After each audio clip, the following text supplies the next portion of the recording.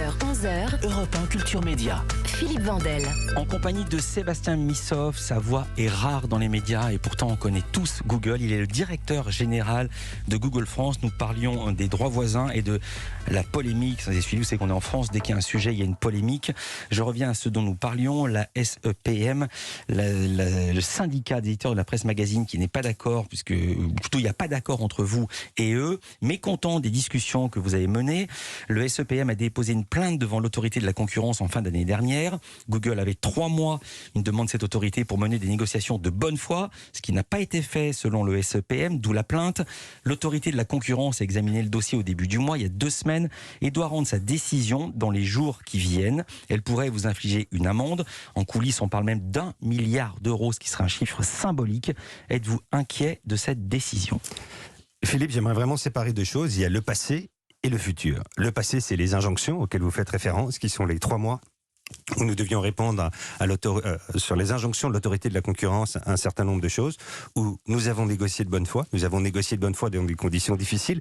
On avait 3 mois, dont 6 semaines de Covid et de confinement total, 6 semaines pendant l'été, pour avancer avec un certain nombre d'éditeurs de presse. On a eu plus de 50 réunions, on a avancé, on a fait le maximum. On n'a pas réussi dans les 3 mois à signer tous ces contrats, mais on a continué à avancer depuis. Et aujourd'hui, on se tourne vraiment sur trouver des solutions. Et plus que jamais, je suis déterminé à trouver une solution sur les droits voisins. L'exécutif dit que vous avez négocié, mais pas tout à fait de bonne foi, mais passons. Alors, l'avenir. Alors, il n'y a pas encore de jugement qui a été rendu. On verra le moment venu. Sur l'avenir, il y a 3 choses vraiment importantes sur lesquelles je veux revenir. Le premier, c'est que je veux être très clair sur ce point. On reconnaît les droits voisins. Il n'y a pas de doute, on avance, c'est une loi, et on travaille avec les éditeurs de presse pour trouver cette solution. Deuxième sujet, c'est que oui, nous avons commencé avec l'information de presse générale, oui, nous avons signé ce premier accord cadre qui est important, mais aujourd'hui, les discussions continuent avec les autres éditeurs de presse, et je veux le redire et le reclarifier, ce n'est pas que pour l'information de presse générale, et nous continuons à engager, à discuter avec d'autres éditeurs. Vous parliez de la presse magazine et un certain nombre de groupes. Il faut s'asseoir ensemble, ce qu'on est en train de faire, pour définir aujourd'hui, évidemment, est-ce qu'il faut un site internet, quel est le trafic, quelle est la relation avec Google pour avancer. Mais nous avançons et nous allons travailler sur les droits voisins au-delà de la presse d'information générale. Et puis le troisième, c'est que oui, on a fait un certain nombre de choses. Oui, je crois qu'on joue un rôle positif aujourd'hui en apportant 8 milliards de visites chaque mois sur les sites. Mais il y a un certain nombre de choses qu'on aurait pu faire mieux, qu'on aurait pu faire différemment. Et aujourd'hui, je pense que tout l'enjeu, c'est de recréer cette confiance. Et c'est tellement important aujourd'hui d'avancer vite, de travailler bien ensemble sur tous les enjeux, que ce qu'on va faire de différemment à partir de maintenant, c'est que les données aujourd'hui dont vous parliez tout à l'heure, qui sont clés pour définir le montant qui détermine les droits voisins, on veut travailler avec un tiers indépendant et qui on va partager ces données pour être capable de vraiment partir de ces données, avoir ce tiers indépendant et reconstruire la confiance et avancer le plus vite possible. Le plus vite possible, dites-vous. Absolument. Les éditeurs qui nous écoutent sont évidemment enchanté d'entendre votre enthousiasme, votre envie d'aller de l'avant, mais ils attendent également des chiffres, pardon de dire les choses, parce que c'est ça c'est là où le bas blesse, c'est les chiffres. Je ne crois pas que le bas blesse sur les chiffres. Aujourd'hui, ces chiffres-là, la loi est relativement claire aujourd'hui sur comment ils sont calculés, et donc tout l'enjeu aujourd'hui est de travailler le plus rapidement avec ces tiers indépendants, partager ces données pour pouvoir déterminer quelles vont être les rémunérations, et puis surtout un point qui est important, qui est un point de principe, mais qui a été notre pôle Nord depuis le début, qui est de garder des principes qui sont non discriminants, des principes qui sont transparents. Une des grandes fiertés dans l'accord cadre avec l'information de la presse générale, c'est que tous les titres sont éligibles dans cette famille, c'est que la façon dont le montant est réparti est transparent, non discriminant. C'est pas à Google de choisir si on donne plus à tel ou tel titre, c'est fait avec des règles définies ensemble pour que cette répartition soit le plus transparente possible. Alors il y a un autre amendement à ce projet de loi qui a été déposé au Sénat qui demande que les négociations sur les droits voisins aient lieu d'un bloc avec toute la presse et pas les quotidiens d'un côté et les magazines de l'autre. Que pensez-vous de cet amendement ? Alors aujourd'hui, il y a un certain nombre d'amendements et je ne vais pas me prononcer sur des sujets en cours. Ce que je vois aussi, c'est qu'il y a un certain nombre de questions qui se posent aujourd'hui, qui sont compliquées, sur quel est le cadre exact. Je parlais toute l'heure de ce qui est le cas pour la presse magazine. Je pose aussi la question pour tous les sites d'information.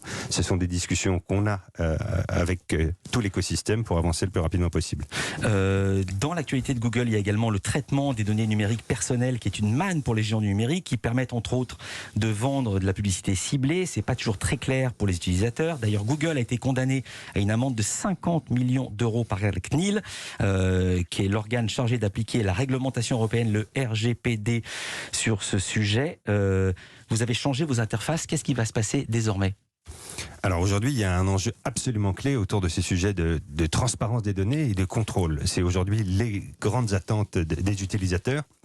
C'est vrai pour le contrôle, et c'était les annonces qu'on a faites cette semaine à I.O. avec Android 12 qui va donner l'opportunité à tous les utilisateurs de regarder sur leur téléphone et de voir quelles sont les autorisations qui ont été données aux applications, avec un objectif qui est de donner beaucoup plus de contrôle aux utilisateurs.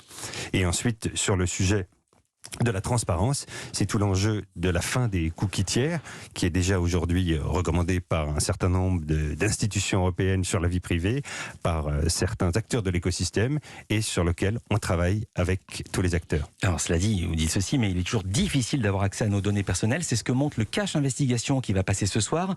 La journaliste qui a réalisé ce film a demandé ses données personnelles à une quarantaine d'entreprises, dont Google. Google qui ne lui a jamais répondu. Est-ce que c'est normal ?